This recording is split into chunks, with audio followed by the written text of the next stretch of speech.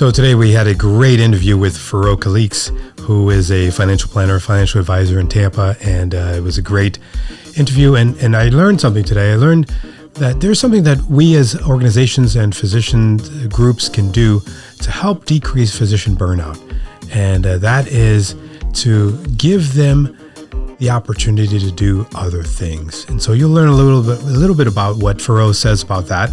We'll talk about his background and also the three things that he thinks that physicians need to avoid to decrease their stress, and also what he thinks the best investment was in his life. And hopefully this will help you in your life as well. So here is the episode, our first episode in a while in studio. So welcome back to another episode of the Independent Physician's Blueprint, where we help physicians understand how to decrease their stress and generate wealth in this crazy world we're living in. And today we're joined in studio. We haven't done an in-studio video in a long time, but for Feraud Calixte, yes, sir, we are here for you and for our audience, because I think you have such a wealth of information to give and to share with our audience. And before we get into the meat of the episode, just a quick intro from me. I met Feraud fishing, actually, through my best friend, Philip, who introduced us. We went on a fishing trip. And unfortunately, I think, if I remember correctly, you might have gotten sick. Yeah, so you did remember that part. So first of all, thank you for having me. I'm super excited to be here. And like Jude said, we met on a fishing trip. And even though I took motion sickness medicine before, I didn't realize that when we went out, the waves were really choppy that day. I mean, it was raining. It was crazy.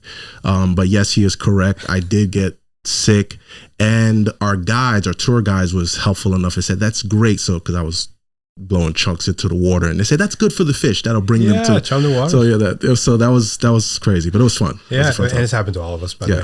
So as soon as you start throwing up in the water, fish start to come. I don't know if it's acid or whatever.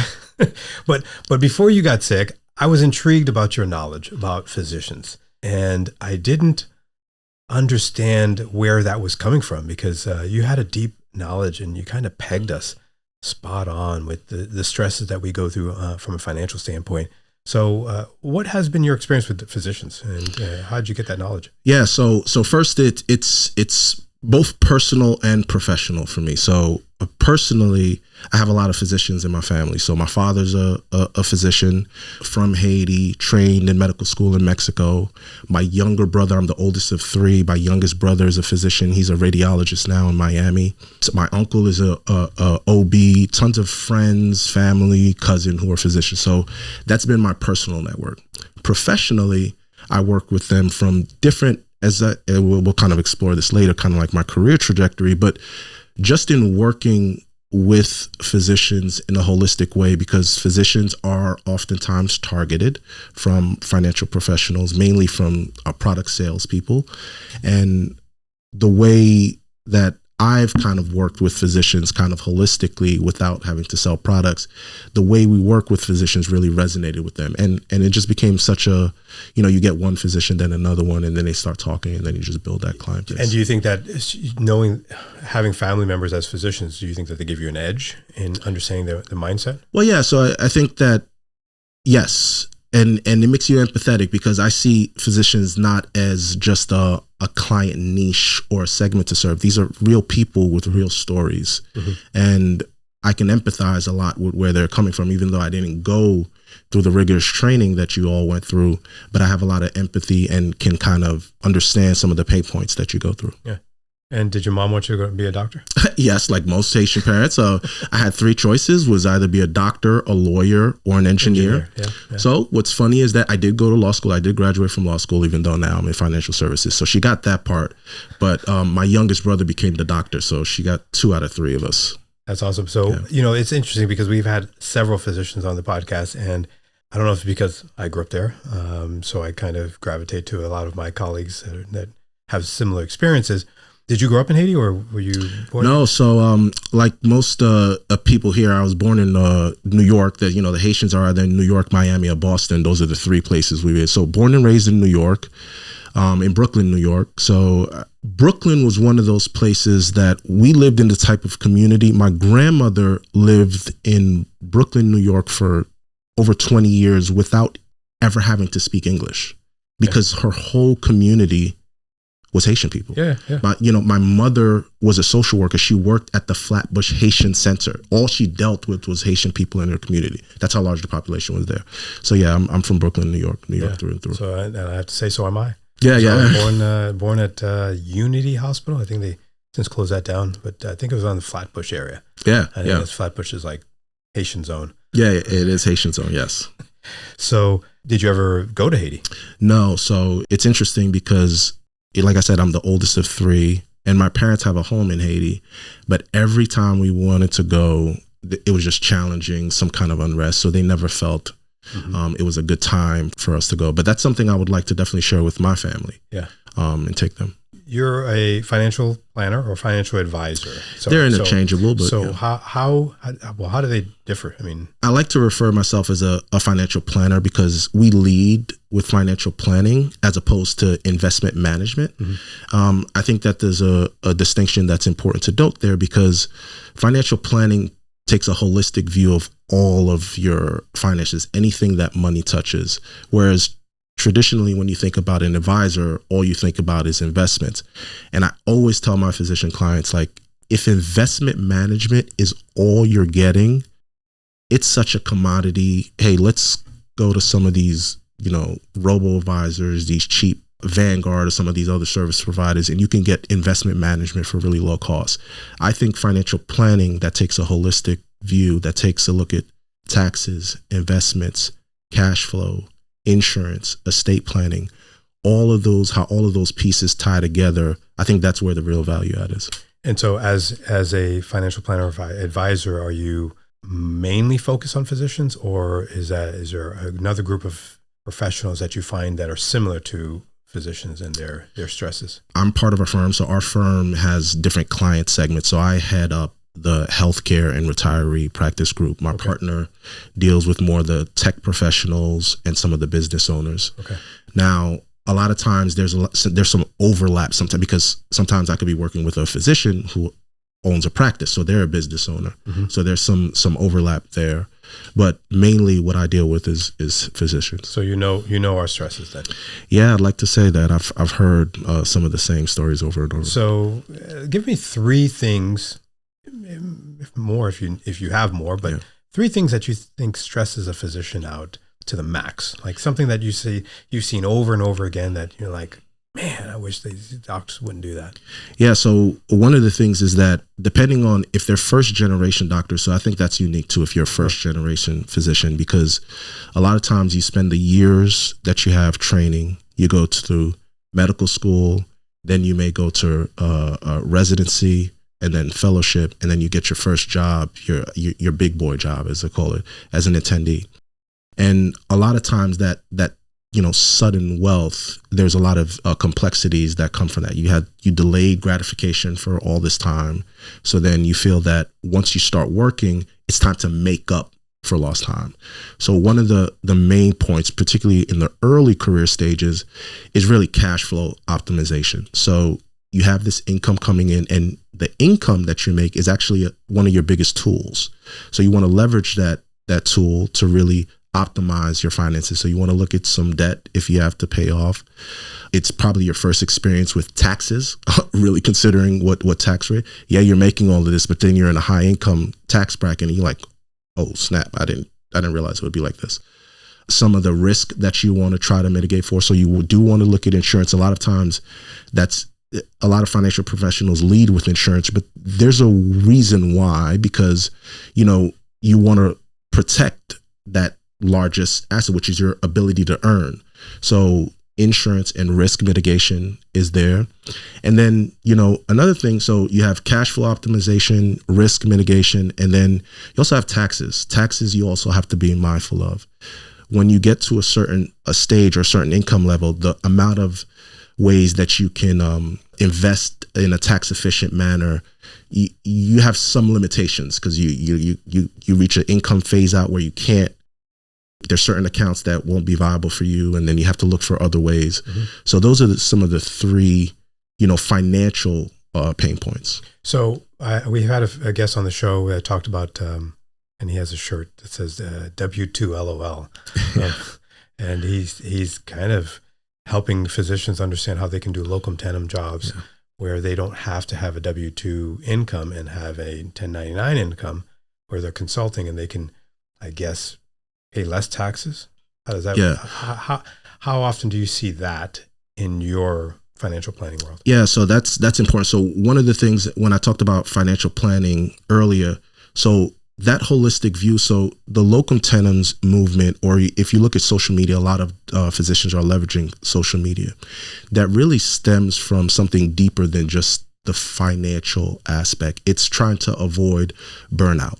It's trying to tackle that creative part of the brain, creative part of ourselves that we really want to engage and build. And sometimes they're not finding that fulfillment just from the practice of medicine. So sometimes when I have a physician who says, hey, look, I want to leave the hospital, I want to leave traditional practice and try locum tenens. Well, first of all, it's the goals, why you want to do that. And like I said, we'll have those deep conversations as to what's driving that decision. And then the other aspect is, again, you're going from W-2 to 1099. So then are you going to incorporate, how are you structured? What tax deductions now are you going to be able to take advantage of as a 1099 employee? Now that you're 1099, how are you going to manage benefits that you once had when you were W-2 employee? Now, there's also other options that now that you're 1099, you don't have that, you're not a contributor or participant in the hospital retirement plan. How can you set that up for yourself? So there's a lot of financial considerations to make that jump, but we'll help you with that. That to me is the easy part, but it's also talking about what stems that decision. Yeah. So that's very, very, I'd like to dig deeper into that because so you have physicians that are employed by hospitals and you have independent physicians who are looking to 1099, but you said that they're doing that to fulfill a desire. Of the physicians that you're working with, and you've been doing this for how long? Close to 12 years. 12 years. Yeah. Over the past 12 years, have you seen a trend to physicians that want to fulfill that desire to be independent? There's no question about that. I've seen a trend. Now, I think it also, and then by specialty, it differs as well. So, for example, one of the things, and your physician audience will know this, is that there's a lot of people when they go through med school, they're familiar of the ROAD acronym, ROAD. If you're not familiar with it, that is the specialties with they say is the best quality of life. So radiology, ophthalmology, anesthesia, and dermatology. Yep, you're right. So they talk about, that's the road to riches. That's the acronym that a lot of people talk about. You should add PROD. No. Yeah. Primary care doctor. Yeah. Primary care doctor is not in there. No, it's not in there. It's just so those are high income specialties, and then you also have a good quality of life. Like for example, my brother, who's a radiologist, he's fully remote. That's the trend of physicians, like from when my father practiced, or even when you got into medicine, or my uncle who's an OB who's in private practice.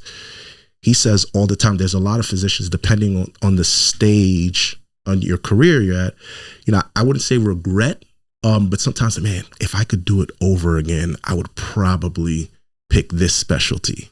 I would do that. But back to what you were saying about what trend lines I'm seeing. So I am seeing the younger physicians. There's a sentiment out there that, hey, look, I'm more than what I do. I'm more than a doctor. There's other parts of my being, my humanity that I would like to share with the world. So there's been an explosion of physicians leveraging social media and doing podcasts, going on speaking, having brand deals, really having these separate businesses, side businesses, or if you will, really trying to leverage their other talents. And then I think, again, going into that independent practice, I think one of the challenges that come up is that med school teaches you how to be a good doctor, but it doesn't teach you how to be a business owner. That's a big transition there that, a lot of times when they need guidance in talking about how to run a practice, how to be a business owner, particularly if you're trying to delve into a space outside of medicine, that's a learning curve. Yeah. Of those physicians that are doing that, they're moving towards doing other things. How are you helping them understand that? What is something that you can do to help them understand how to keep from burning out? Because they can venture out and do these things, but if they don't do them well, or if it doesn't succeed, they're having to go back to the hospital and work for a salaried position. Yeah. So that's the beauty about the financial plan. This is why I get excited about working with physicians, because again, some physicians, and I say this jokingly, but you've been conferred an MD, and sometimes you think you know everything about everything. We don't? No, you don't. So that's why they leverage expertise like mine. So, and I say that my experience is unique because it's also whenever I interview somebody or somebody comes to me for an initial consultation, there's no judgment. There's a deep empathy and a deep admiration, actually, for choosing a vocation where you truly can help a lot of people. So that's kind of my baseline where I come from. Then the expertise that I draw from, I'm a business owner. I've ventured into, and we'll talk about this, like I've owned real estate, I've owned other businesses, I'm in private practice now, independent practice. So I get where you're coming from and why you want to share some of your other talents with the world. Mm-hmm. So, the transition. So what do I help them with? What do we help them with? Is just that first, everything starts with the why. Because everything starts with the why, really spending time and diving into, let's get deeper and find out why these decisions are coming up. So if burnout, a lot of times you hear about burnout. Well, does that mean that you need to abandon the traditional practice altogether? Can it be something as simple as scaling back your time if you can? Sure. Can it be something as, I remember, I'll share a story. I remember I had a physician client and he was getting burned out from the practice of medicine. And he said his passion is photography and he wants to just go into full-time photography. Now his wife was a physician as well. But after talking to him, and it's not, and sometimes I'm placed in this position because I can go over the math and the numbers and say that, is this feasible? Does this check out? But then part of it is that, again, trying to solve the deeper, well, do you need to do this full time?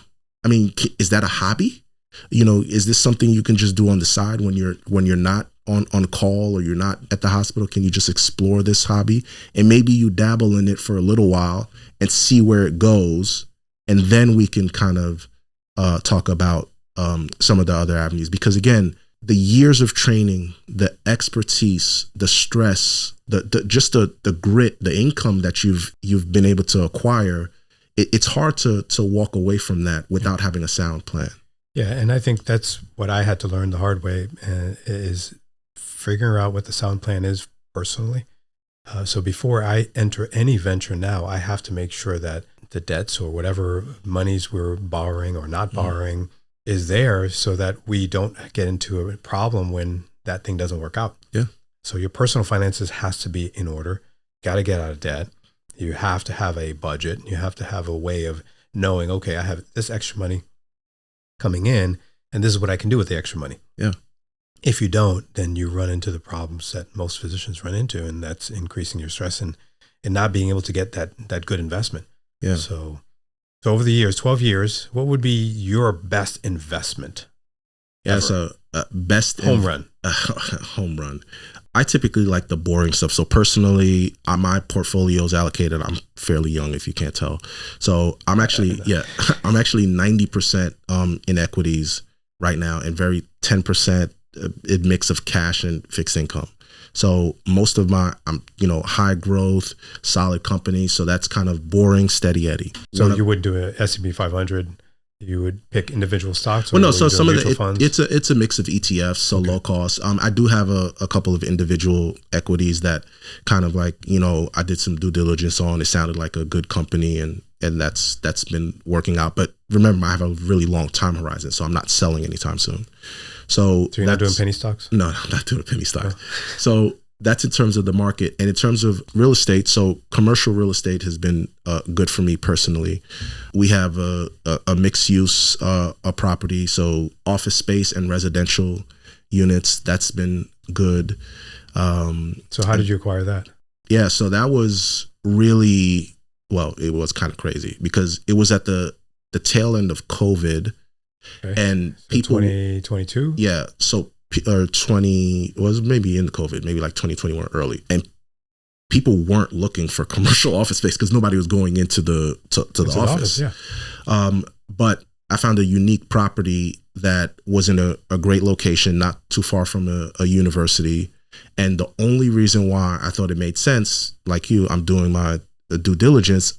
My hedge was that there was residential property attached. So yes, it had commercial. This was like 7,000 square feet, 9 offices. I had my practice out of the office, and so I had 8 other offices. And I'd like to say that even though co-working was all the rage, you have the more popular ones, WeWork, people have been doing key man offices for years. Yeah. Subleasing an office or two. And exactly.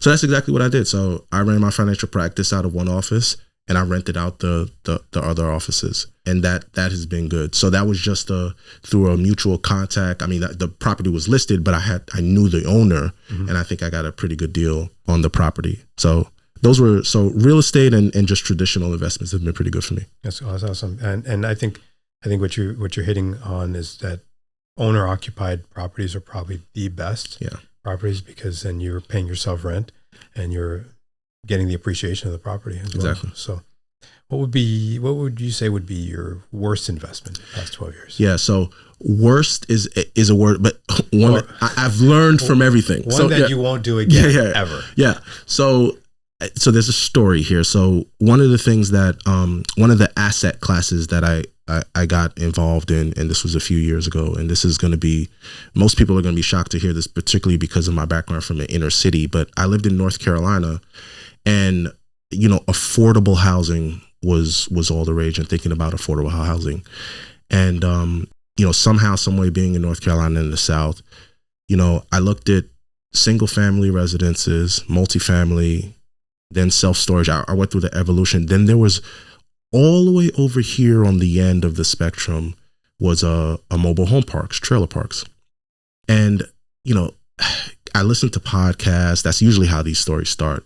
You listen to podcasts, you talk to a few people, and you're just like, So I've never actually been to a mobile home park until I owned one.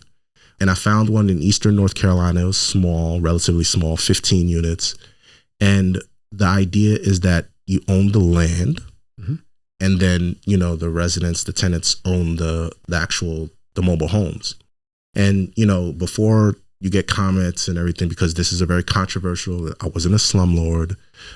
My value prop was to actually add value to the properties, improve the properties, there was some capital expenditures that you can make to the property to not only increase the quality of life, but then you also increase the value of the property, right? Because we're all in investments. So started there, and then, after a couple of years, 3 parks in Eastern North Carolina, 120 pads. So it came to be pretty large. And this was all just kind of me managing it myself. So the learning experience, I was in this interesting space at the time, because while I'm having day to day in my financial planning practice, I would have, and this is interesting. This is why, physicians resonate with the duality, the different parts of them. So in the morning time, I could be having a conversation with somebody worth millions of dollars. And then, that afternoon, I'm walking a trailer park trying to collect $150 lot rent a month, and dealing with those two opposite ends of the spectrum. But it was challenging because you do deal with the difficult population in that asset class, and you can't really, there's not a lot of services around it. So meaning that, anytime I had to try to find help, anything that a handyman who works, like it's only a specialized person who works on the breakdown of the parks. One of the parks that we had, the road conditions were so bad before we acquired it. We got a call from the town that said EMS ambulance can't go into the property if there's an emergency. You have to fix the property. You have to fix the roads. That was something I didn't think about. That was an expensive thing. So those are the kind of things. So that it wasn't the worst, but it was definitely, and so I'm out of that business now. But that was definitely a learning opportunity for me. Sure. Well, this has been a very enlightening conversation. And what I used to do was do some rapid fire questions at the end of our episodes. Yeah. And I didn't share any of these with you. Yeah. Start with the easy questions first. But Okay. one word answers or one sentence. Okay. So, favorite book? Favorite? I have so many good books. Financial or not financial? Whatever. Last book you read? The last book I read, well, I read the Bible every morning, so that's one. But the last financial book I read was, I think I recently reread The Intelligent Investor by Ben Graham. Yeah. Sports team. Favorite sports team? Yeah, well, as of this recording, the Knicks are in the Eastern Conference Finals. So, I'm from New York. New York is all the way up right now. So we love it. Yeah. So this is awesome. Awesome time to be a Knick. Your dream car. Yeah. A dream car. Man, I'm not a car guy, but if I had to pick something that I think would be pretty cool, probably a Porsche. Okay. Yeah. Your number one go-to stress reliever. Keep it clean, please. Yeah, I'm a cycler. That was something I picked up after COVID. I don't enjoy running, but getting out on that road, being outside on the bike, riding for miles, 20, 25 plus miles is awesome. That's awesome. I need to get out there with you. Yeah. I don't know if I can do 25 miles. One thing your dad told you that you wish you did early in life. Yeah. So my dad, one thing he told me, man, he really stressed education.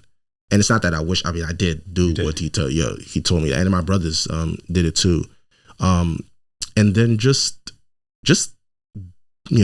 I can't really think of something that he told me that I wish I did, because the gems that he dropped and then we implemented, it was successful for us. Awesome. Yeah. If you had presidential powers today, what's one thing you'd do? Presidential powers today, what would I do? I guess it's cliche, but I have to talk about finances. So I would alleviate tax burdens on the people. You have, how many kids do you have? 3. You have 3. Yeah, 3. Favorite child? I'm not answering that. They're all my favorite. Yeah. All right, good answer. Yes. What's the one thing you think you'd do if you had $10 million right now? Oh man, if I had $10 million right now, there was a portion.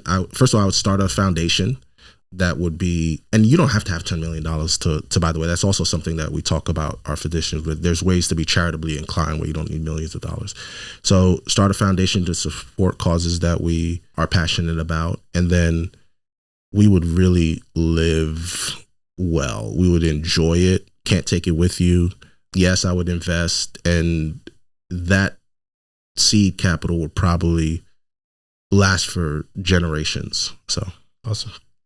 What would be one thing that others would say is your superpower? Man, I just love people. I'm great at listening. One of my taglines used to be, before I started joined my firm with my partner, was your net worth is not your self-worth. And I really believe that. So a lot of times when physicians come to me or clients come to me, the question that they're trying to get at is like, am I where I'm supposed to be? Or man, I really screwed up. I really feel like I'm not where I'm supposed to be. And I really approach everything from an empathy, because I'm not perfect. People that I am not perfect. I have an expertise, which is why you're coming to me, but I've made mistakes. I've made money mistakes. We all have our money past and history, money trauma, if you will. So I think I'm great at listening and just understanding and meeting people where they are. One financial tip all physicians need to know. One financial tip all physicians need to know. Look, you're going to find I'm different than a lot of financial planners in the sense that, hey, look, if you're a DIYer, do it yourself, that's awesome. I do think that you do need to recognize that you have an expertise, that the same way I'm not performing surgery on myself, I'm not doing everything myself. It's funny, like my brother would, if I look at a x-ray image, like it's literally a different language. Like I can't even understand what he sees. I think that it's incumbent on you, have some humility to know that, hey, look, I've gotten to this point, but it may be worth it to talk to somebody and at least get a second opinion. So yeah, so be open to second opinions. So a lot of times those are free. Sometimes it'll just validate what you're doing, or you may see something that you overlooked and be like, oh, I didn't think about that before. Yeah. So be intellectually curious. Wise advice, my friend. Yeah. So how can we find you if someone wanted to reach out to you and get more information about you? Yeah, so I'm on social media. So The Funded Life at Instagram is a place you could find me. So the firm is Fortitude Financial Planning. You can find us there. Another thing too, if you go to the website, or if you contact me on social media, LinkedIn is just Feraud Calixte. One of the giveaways that I give, and I would implore anybody who wants to, we created a book, an ebook. It's called From Residency to Retirement. And it's basically an easy read, quick read.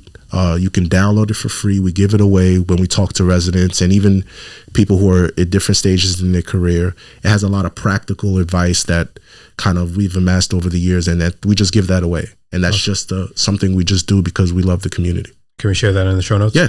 So I'll put that in the show notes, as well as all your contact information. And it's been awesome having you. Finally got you. Yeah. Got me turned my studio back on. So this has been awesome. This is a lot of fun, and I can't wait till the community hears it. And I'm open. Like I said, if anybody wants to just reach out and just connect on any platform, I'm here. And I just admire what you guys do and the vocation that you chose. Thanks, man. Yeah. Thanks, brother. Yeah. So thank you for listening to the Independent Physician's Blueprint, where we help physicians decrease stress and increase income and generate wealth. So if you haven't had a chance to, please leave a review, subscribe to the podcast on your favorite podcast app. That's how we are going to help other physicians hear about us. And we know that if you're still listening, you're enjoying this show. So please share it with your friends.